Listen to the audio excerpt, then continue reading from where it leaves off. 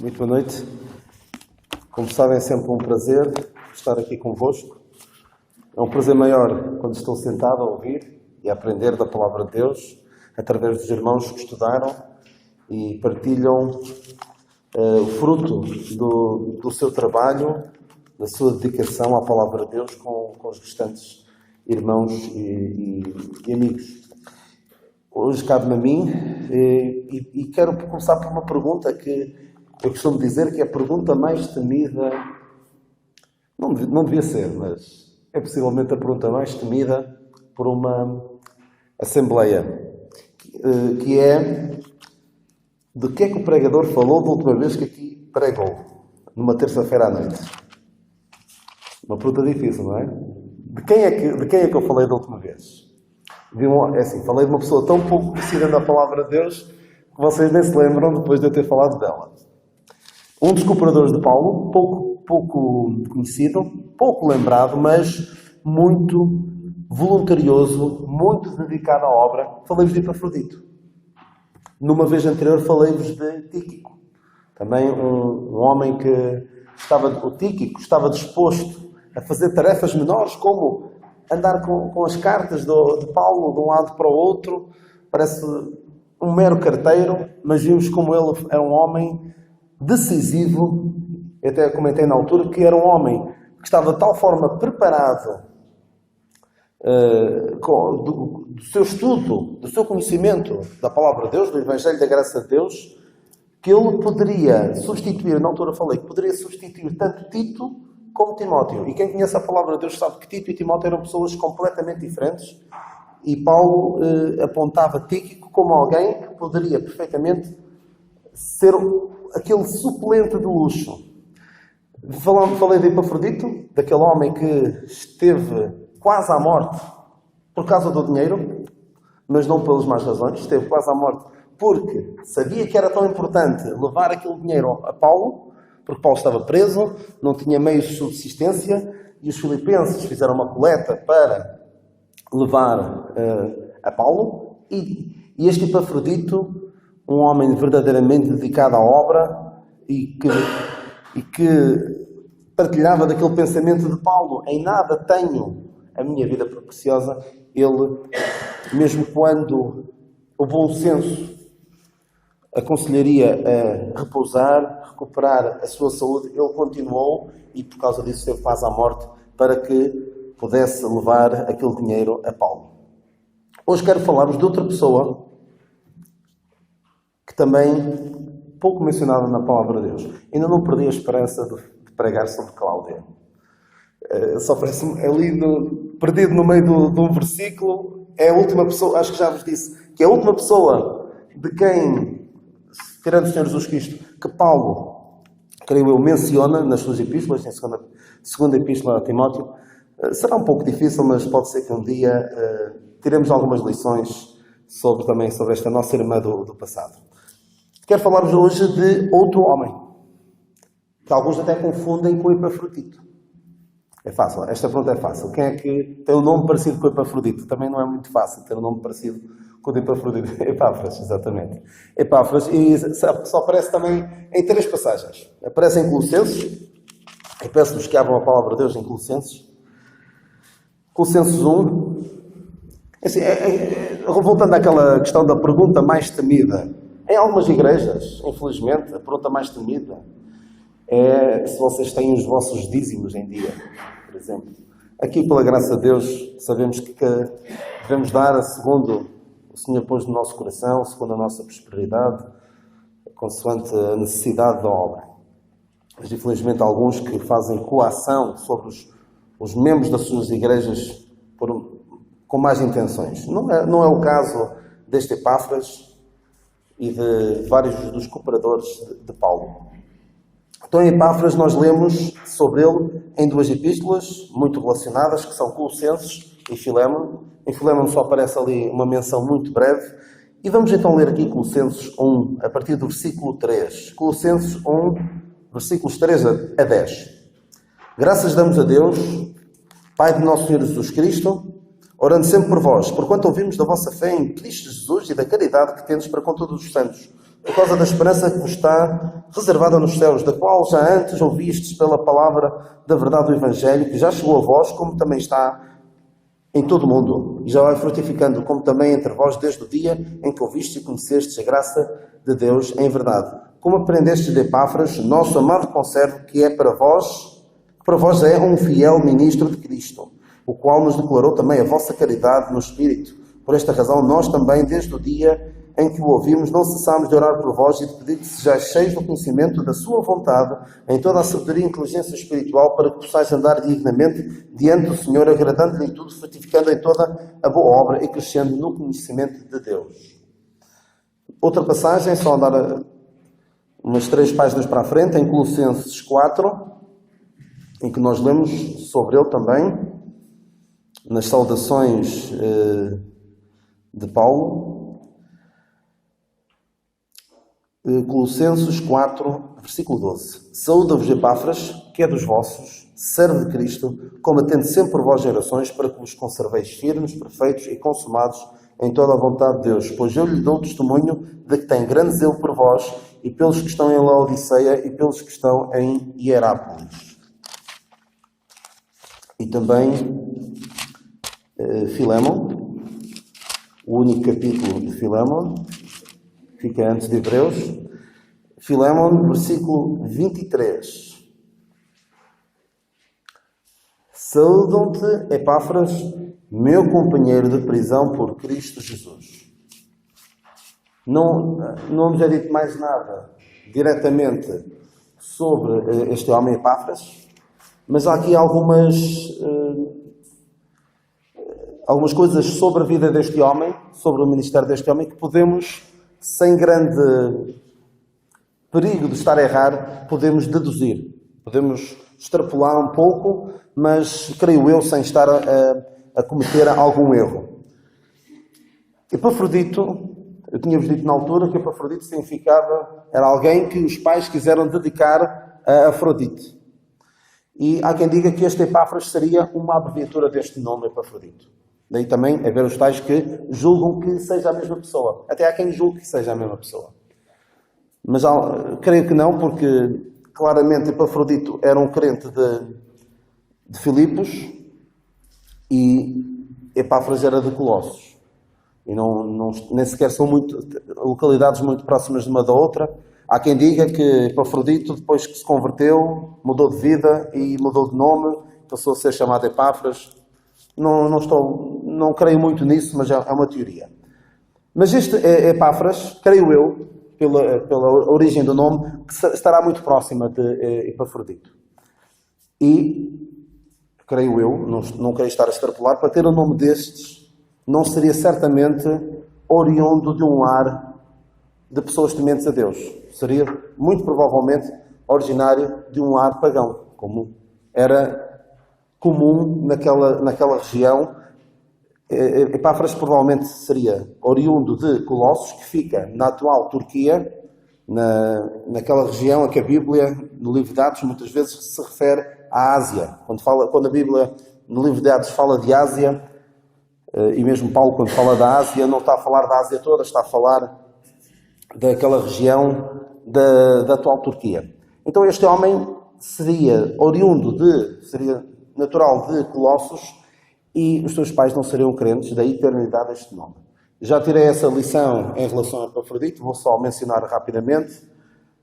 Deus pode salvar a todos. Deus quer que todos os homens se salvem.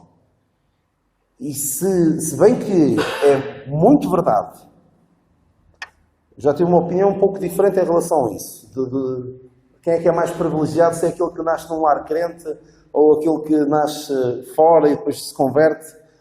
É realmente um grande privilégio. Nós nascemos num lar cristão. Num lar onde Deus é reverenciado, a sua palavra é estudada, é vivida.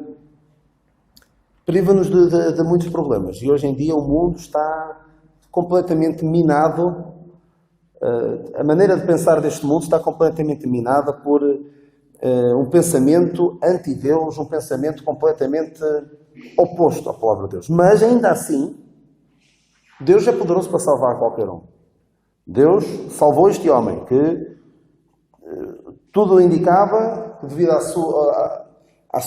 seu historial, à sua família, provavelmente seria mais um adorador de ídolos. Mas não, tal como os Tessalonicenses, que, diz o apóstolo Paulo, dos ídolos vos convertestes a Deus para servir o Deus vivo e verdadeiro, em 1 Tessalonicenses 1:9, também aconteceu mesmo com este homem. Deus o salvou dos ídolos. Ele se converteu dos ídolos para servir o Deus vivo e verdadeiro. E como é que isto terá acontecido? Porque é interessante que Paulo escreve várias epístolas, e passou por várias localidades, mas creio eu que ele nunca foi a Colossos. Ou seja, o Evangelho não chegou aos Colossenses através de Paulo. Porque ele diz até aqui, em Colossenses 1, o que é que diz? Colossenses 1, versículo 7. Como aprendeste de Epáfras, nosso amado conservo, que para vós é um fiel ministro de Cristo. O Evangelho chegou aos Colossenses, não diretamente através de Paulo, mas através de Epáfras. E como é que, creio eu, isto terá acontecido? Nós conhecemos a Palavra de Deus e é importante estudarmos a Palavra de Deus para irmos encontrando estas conexões. Há quem encontre muitas mais, há quem consiga fazer aqui uma cronologia bastante exaustiva e bastante detalhada, às vezes extrapolando mais ou menos. Eu não vou tão longe porque, de facto, admito as minhas limitações, mas consigo perceber aqui em Atos 19, vamos a Atos 19, vemos algo que pode explicar como é que o Evangelho chegou a Colossos, como é que Epáfras se converteu. Não creio que estou a fazer aqui a inventar coisas, mas creio que terá sido desta forma que aconteceu. Em Atos 19, no início da terceira viagem missionária de Paulo, lemos assim, versículo 1 do capítulo 19. E sucedeu que, enquanto Paulo estava em Corinto, Paulo, tendo passado por todas as regiões superiores, chegou a Éfeso. Depois tem aqui aquele relato dos discípulos de João Batista, que alguns dizem que foram batizados outra vez, outros dizem que não, mas não é essa história que me interessa agora. Interessa-me o versículo 8. E entrando na sinagoga, falou ousadamente por espaço de 3 meses, disputando e persuadindo-os acerca do reino de Deus. Mas como alguns deles se endurecessem e não obedecessem, falando mal do caminho perante a multidão, retirou-se deles e separou os discípulos, disputando todos os dias na escola de um certo tirano. Já agora, tirano era o nome de uma pessoa, não era uma pessoa que tinha a mania que mandava ali naquela escola. Não. Tirano é um homem, o nome de um homem, e provavelmente terá havido algum homem de nome Tirano, que era um tirano aos nossos olhos, e o nome Tirano ficou associado a alguém que quer mandar e ser autoritário. Então ele esteve, versículo 10, e durou isto por espaço de 2 anos, de tal maneira que todos os que habitavam na Ásia ouviram a palavra do Senhor Jesus, assim judeus como gregos. Lá está, aqui Ásia não quer dizer Ásia, China, Japão, Indonésia, não quer dizer isso, quer dizer aquela zona da Ásia Menor, atual Turquia. Ou seja, o Evangelho chegou àquelas regiões todas. E Deus, pelas mãos de Paulo, fazia maravilhas extraordinárias, de sorte que até os lenços e aventais se levavam do seu corpo aos enfermos, e as enfermidades fugiam deles, e os espíritos malignos saíam. O que é que aconteceu nestes 2 anos que Paulo passou ali em Éfeso? Ele pregou o Evangelho, operou grandes sinais e maravilhas extraordinárias, de tal maneira que as pessoas daquelas regiões ouviam falar que em Éfeso havia um homem que falava de uma nova doutrina e que fazia aqueles sinais extraordinários. E provavelmente a palavra espalhou-se. A palavra espalhou-se. Eu já disse aqui há alguns anos sobre a prisão do apóstolo Paulo em Roma. Eu dizia que a prisão do apóstolo Paulo em Roma, parecia que Paulo já tinha O Evangelho, a pregação do Evangelho para Paulo acabou. Paulo chegou à prisão, acabou-se, já não há mais nada. Foi interessante enquanto durou, mas agora Paulo está preso, não vai pregar mais o Evangelho. Muito pelo contrário, aquela prisão de Paulo em Roma foi um posto de distribuição do Evangelho. Por onde? Pela guarda pretoriana e quê? Muito bem, pelos demais lugares. Porque chegou, o Evangelho chegou. Porquê? Porque as pessoas presos vinham para lá para a prisão e alguns deles ouviam o Evangelho através de Paulo. Paulo não falava de outra coisa. Paulo realmente tinha um foco muito bem definido do que era importante na sua vida e só falava daquilo. Só falava do Evangelho da graça de Deus. Alguns convertiam-se, alguns morriam lá na prisão, outros eram soltos e iam para as suas terras e levavam o Evangelho. O mesmo acontecia com os soldados. Por isso é que ele disse que as coisas que aconteceram contribuíram para maior proveito do Evangelho. E, de certa forma, alguns anos antes, esta escola de Tirano funcionou também como um posto de distribuição do Evangelho. Porque, devido a esta escola, onde ele esteve durante 2 anos, muito também por causa destes sinais que na altura ele ainda operava, muitas pessoas vinham ouvir.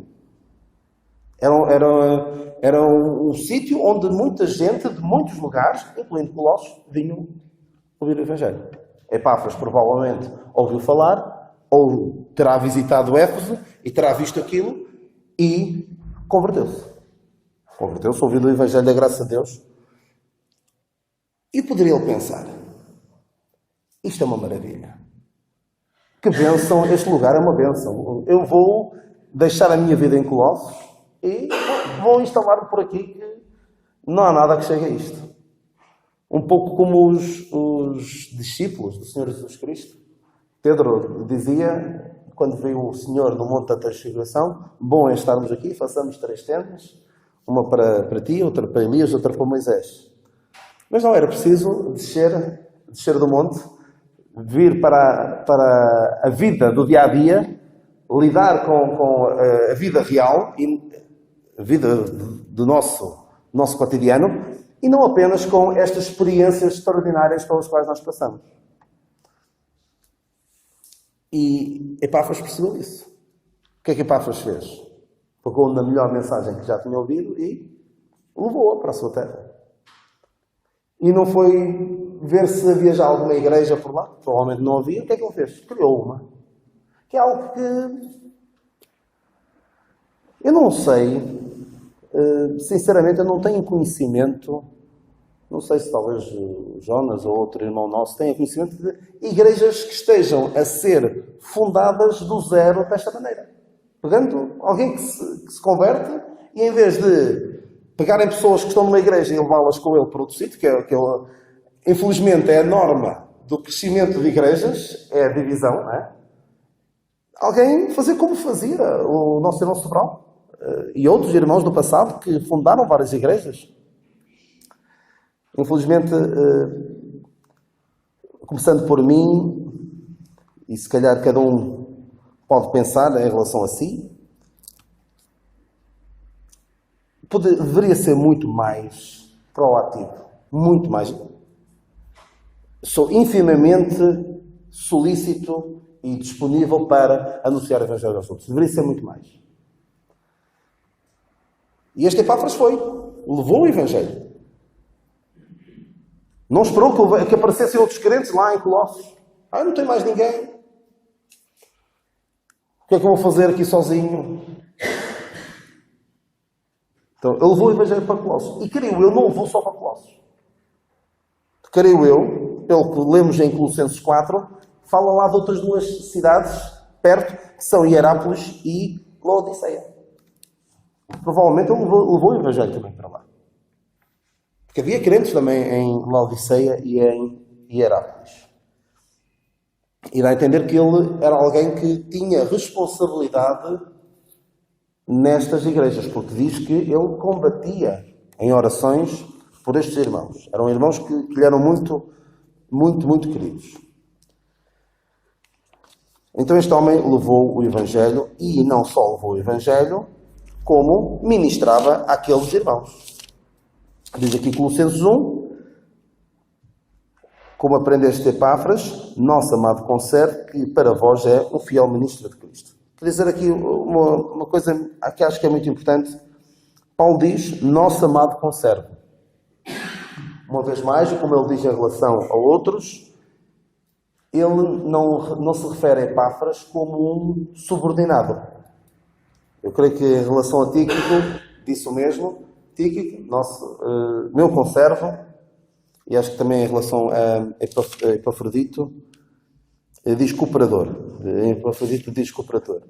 Mas em relação a Tíquico, diz noutra passagem que agora não estou a ver. Acho que é aqui também em Colossenses. Também em Colossenses.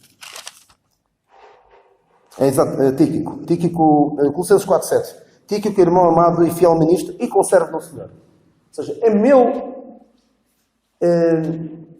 está equiparado a mim. É meu igual. Não é um subordinado. Paulo não tratava as pessoas dessa forma.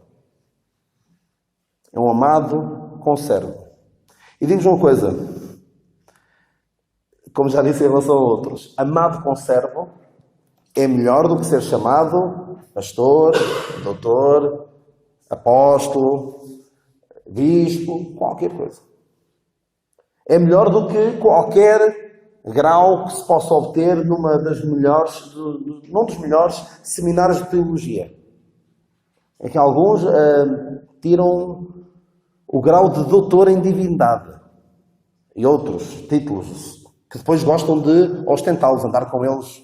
Eu sou fulano de tal, doutor em divindade, ou outros títulos. Mas sabem, amado conservo, isso não se aprende nos institutos bíblicos, por muito bons que possam ser, aprender muitas coisas que podem ser úteis na obra, mas amado conservo não se aprende numa escola. Aprende-se na prática, lidar com os crentes, ouvir os crentes, tentar ajudar, orar pelos crentes, como vemos aqui.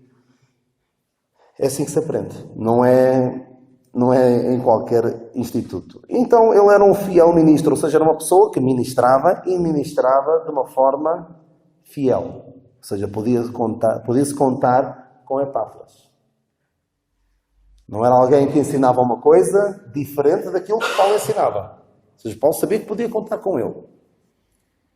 Que não ia torcer o Evangelho da graça de Deus, não ia deixar que o erro se infiltrasse na igreja.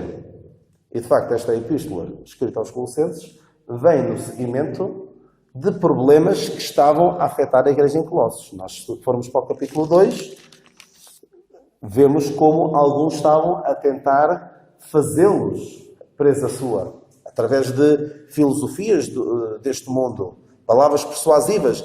Colossenses 2:4. Digo isto para que ninguém vos engane com palavras persuasivas. Havia falsas doutrinas que estavam a intermeter. O gnosticismo que estava a fascinar estes crentes de Colossos. Mas como este Epáfras estava bem firmado na verdade, ele era capaz, estava apto para detectar o erro. Eu vou dar aqui um exemplo muito simples. Se eu ouvir o Lucas a tocar violoncelo, eu gosto de ouvir. Para mim ele toca bem. Acho eu. Até eu consigo detectar alguns erros. Mas imaginem o Lucas daqui a uns anos a tocar já bastante bem, espero eu, tocar de maneira que eu não me aperceba de falhas. Eu não me apercebo. O Jonas provavelmente apercebe-se. E o professor de violoncelo do Lucas apercebe-se, certeza. Já me aconteceu ir assistir a recitais em que ele toca e depois tocam outros alunos muito mais avançados do que ele, e eu não me apercebo de uma única falha, E até comento com o professor, aquele não toca mesmo bem, ele cometeu ali algo errado, cometeu uns poucos. Eu não noto, mas ele nota. Mas para notar o erro, nós temos de conhecer bem, neste caso o violoncelo, mas no caso da palavra de Deus, temos de conhecer a palavra de Deus para quando vem alguém e nos diz coisas estranhas à palavra de Deus. Isto não aprendemos, como diz o apóstolo também, não aprendeste assim a Cristo. Nós não aprendemos isto. Isto não me soa nada bem. Infelizmente eu vejo muitas vezes pessoas, crentes, a dizerem, ou a porem no Facebook, ou a comentarem, coisas, e eu penso, isto não é bem assim. Não é assim que eu aprendi, não é assim que eu vejo na palavra de Deus. E às vezes até pode acontecer, numa mensagem, alguém estar a dizer algo que não está correto à luz da palavra de Deus, e alguns ouvem e dizem amém, e acham muito bonito, outros ficam assim a pensar, eu acho que isto não é assim. Não é esse o entendimento que têm da palavra de Deus. Mas para isso é preciso termos bastante conhecimento da palavra de Deus, estarmos bem firmados na verdade. Porque senão vamos como alguns destes colossenses que foram atrás destas palavras persuasivas, destas falsas doutrinas que estavam a minar o trabalho ali na igreja. Então, o Epáfras apercebeu-se destes erros. Estava preocupado, genuinamente preocupado. E o que é que ele fazia? O que é que faz uma pessoa que está preocupada com o estado espiritual de outra pessoa? O que é que faz um crente, quando ouve falar, quando se apercebe que alguém está mal, o que é que faz? Vai falar mal dele aos outros, não é? Essa prática, infelizmente, recorrente nas igrejas. Não é? Alguém está mal, o que é que se faz? Vamos falar mal dele. É isso que Epáfras fazia? O que é que Epáfras fazia? O que é que diz Colossenses 4? Saúde-vos, Epáfras, que é dos vossos, servo de Cristo, combatendo-se sempre por vós em orações, para que vos conserveis firmes, perfeitos e consumados em toda a vontade de Deus. Orava. Combatia sempre por vós em orações. Sinceramente não sei o que é isto, de combater por vós em orações, mas posso-te imaginar. Combater por vós, sempre por vós em orações. Porque eu estava, de facto, preocupado, genuinamente. Sabia que aquelas falsas doutrinas que estavam a intermeter ali na igreja iam causar graves danos à saúde espiritual daqueles crentes. Já agora, sobre esta expressão servo de Cristo, que depois quero avançar e falar de outro assunto, que vem no seguimento. Servo de Cristo. A dada altura, Paulo também diz sobre ser servo de Cristo. Alguém se lembra de algo que ele diz sobre ser servo de Cristo? Se estivesse agradando aos homens, não seria servo de Cristo. Para ser um servo de Cristo, por vezes é preciso ser desagradável para com os homens. Não é desagradável ser mal educado, ser rude, desnecessariamente rude e dizer coisas que ferem só por ferir. Não. É preciso, por vezes, apontar o erro, dizer o que é que a palavra de Deus diz sobre os assuntos e, de facto, vamos ser desagradáveis. Alguém que nos vem perguntar a nossa opinião à luz da palavra de Deus sobre um determinado assunto, nós dizemos o que é que a palavra de Deus diz sobre esse assunto e eles não gostam. O que é que vamos fazer? Vamos dizer coisas agradáveis só para que eles fiquem contentes e sejam nossos amigos? Podemos fazê-lo, mas não estaremos a ser servo de Cristo. E este homem era verdadeiramente um servo de Cristo. Porque teve de tomar uma atitude que não foi fácil, mas teve de tomar, porque estava preocupado com estes irmãos. E o que é que ele fez? Aqui, creio que também não estou a extrapolar muito, há alguns que afirmam isso, e eu creio perfeitamente que tenha sido esse o caso, porque nós lemos mais à frente, em Filémon, que Epáfras era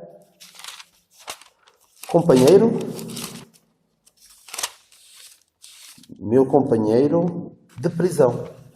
Então, Epáfras foi preso. Foi preso? Eu não creio que tenha sido preso. Possivelmente, Paulo estava preso. E Epáfras percebeu que este problema que estava a afetar a igreja em Colossos era grande demais para ele o resolver sozinho. Ele precisava de ajuda. Ele orava, combatia em orações, mas percebeu que precisava da ajuda de Paulo. E então ele foi ter com Paulo, que estava preso, e pediu-lhe ajuda. Pediu-lhe ajuda, mas para ficar com ele, teve de ficar preso.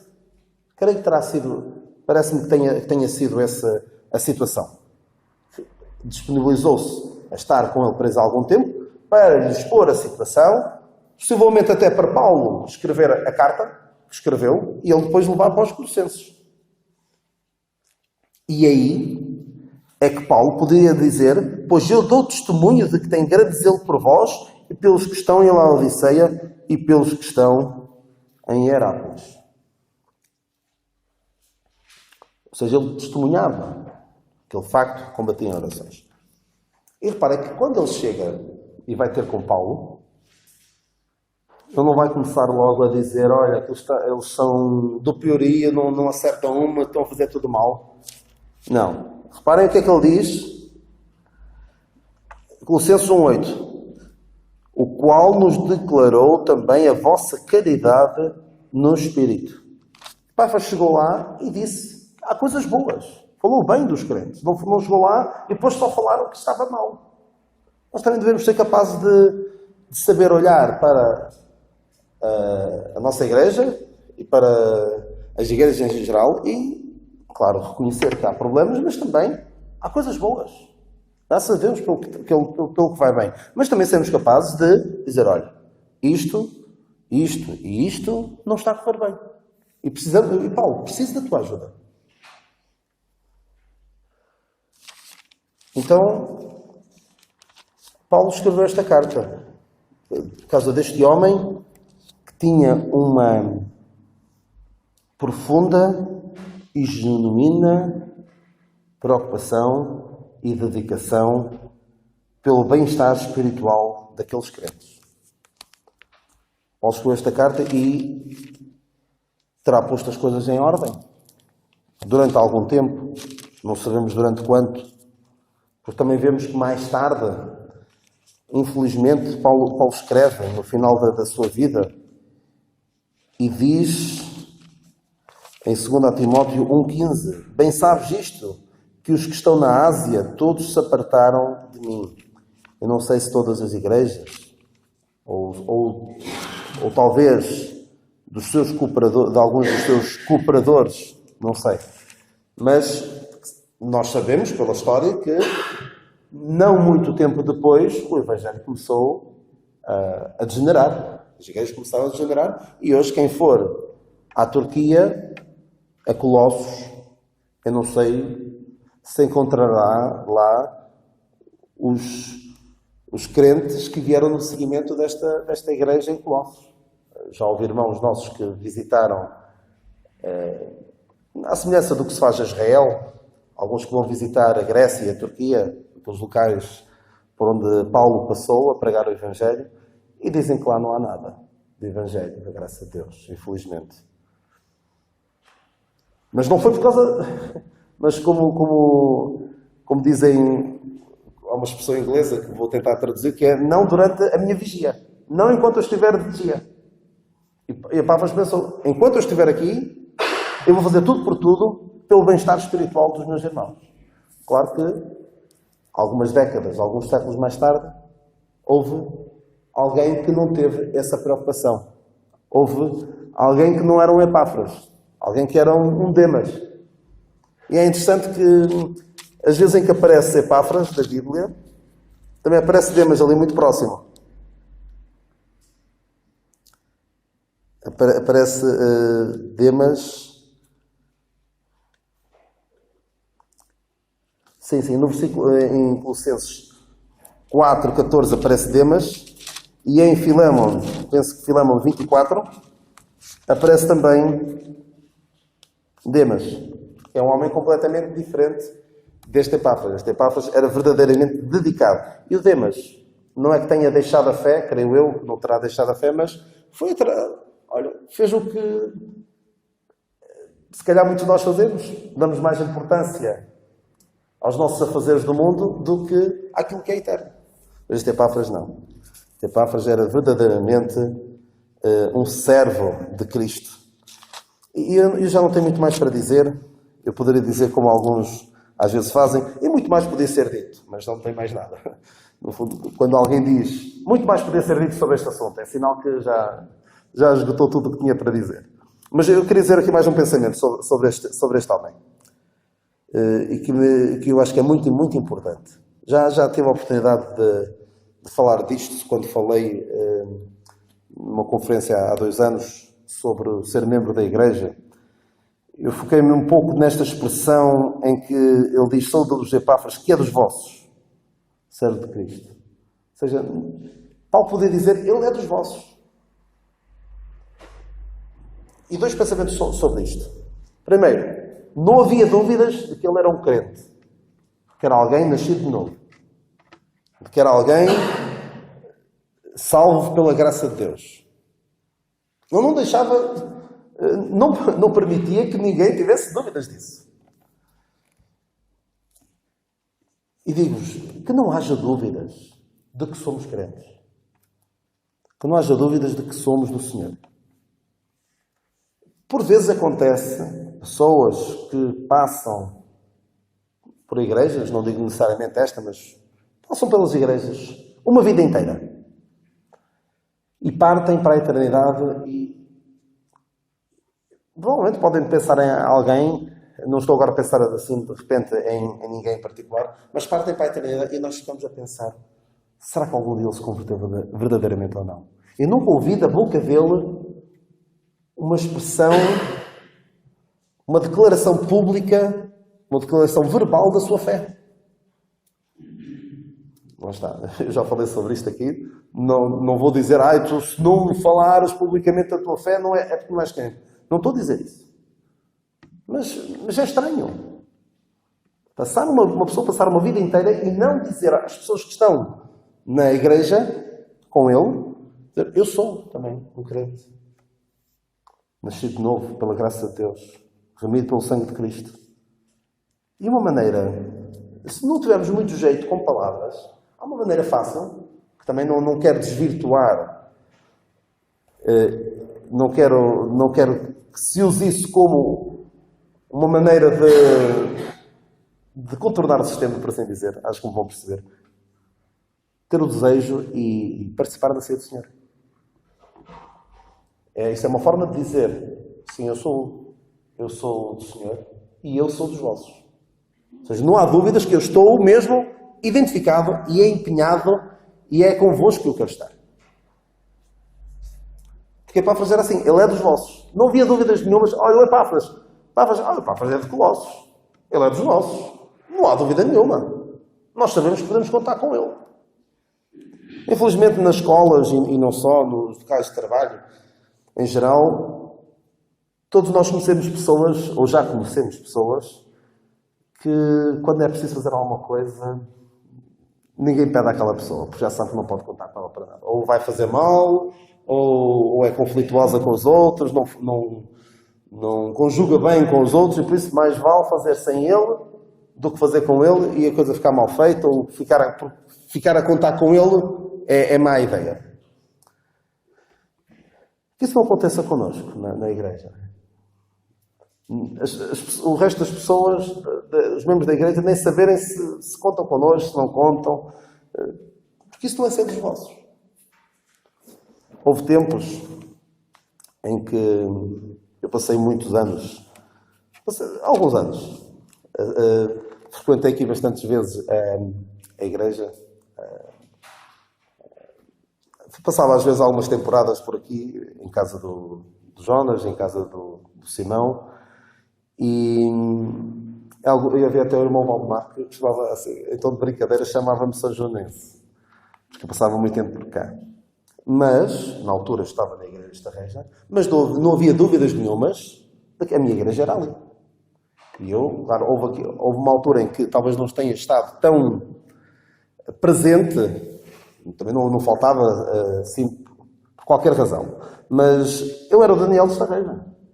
E agora, eu digo-vos, eu sou o Daniel da igreja em Fontainhas. Não penso, mas eu não sei bem onde é que ele está. E infelizmente há alguns que nós nem sabemos onde é que eles andam, em termos de agregação a uma igreja local. Nem se sabe. E às vezes nem as próprias pessoas das igrejas para onde eles vão saltitando sabem ao certo se eles estão lá com eles, se não estão. Não acontece isso connosco. Epáfras era, de facto, alguém com quem as pessoas podiam contar, porque ele era um fiel ministro do Senhor. E ficam estas lições, que penso que são preciosas. Este Epáfras nasceu num lar de pagão. Ainda assim, o braço de Deus não está estendido, não está encolhido para não poder salvar. Pode salvar a qualquer um. E mostrou isso claramente, salvando Saulo, para exemplo dos que haviam de crer para a vida eterna. E salvou também este Epáfras. Salvou este Epáfras, creio eu, naquela obra extraordinária que Deus realizou durante aqueles 2 anos em Éfeso. Epáfras não ficou ali, levou o Evangelho com ele para a sua terra, falou aos seus, não se contentou a falar aos seus, creio eu também terá levado o Evangelho a Hierápolis e a Laodiceia. E ia-me esquecer de falar uma coisa importante. Ainda bem que falei de Hierápolis e Laodiceia. Apesar de Epáfras ser claramente de Colossos, ele preocupava-se com as outras igrejas. Isto é, fala da nossa cooperação com outras igrejas que possam precisar de nós. E em relação a mim, em relação a outros, as igrejas sabem que, precisando, claro, para expor a palavra de Deus ou por outra coisa, que podem contar connosco.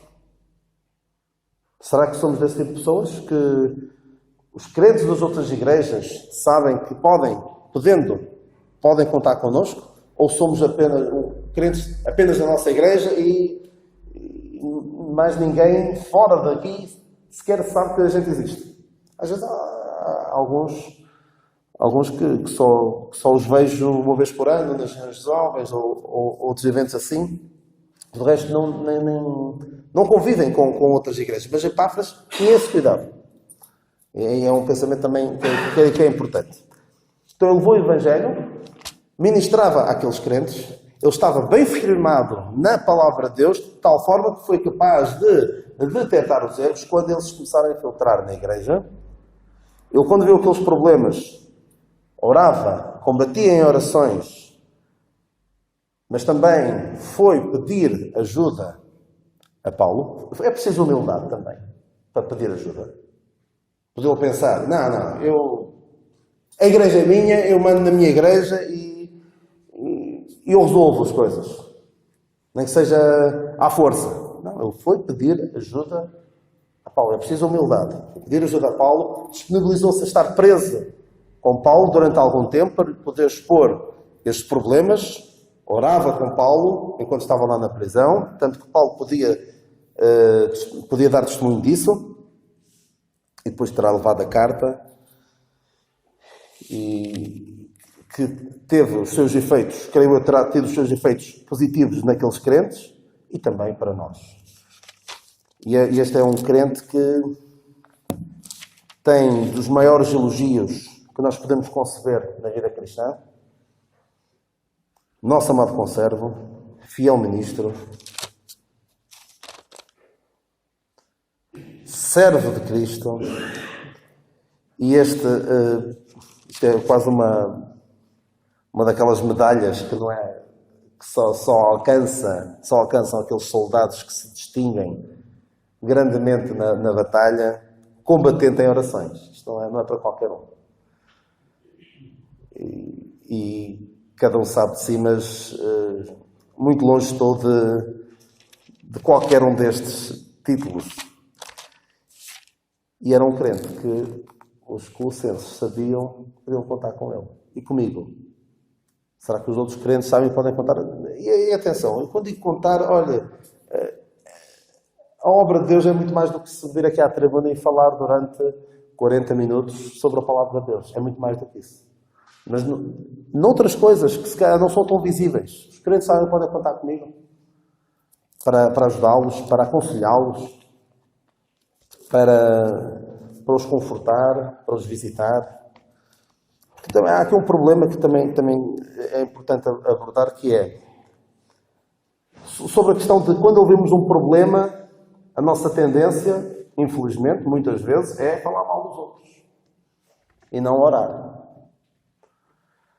E se calhar por isso é que, por vezes, alguns crentes se fecham em relação a falar dos seus problemas aos outros irmãos, porque pensam assim, eu vou contar isto depois toda a gente ficar a saber e eu posso contar-lhe isto para que ele possa orar por mim, mas eu não sei depois onde é que isto vai chegar.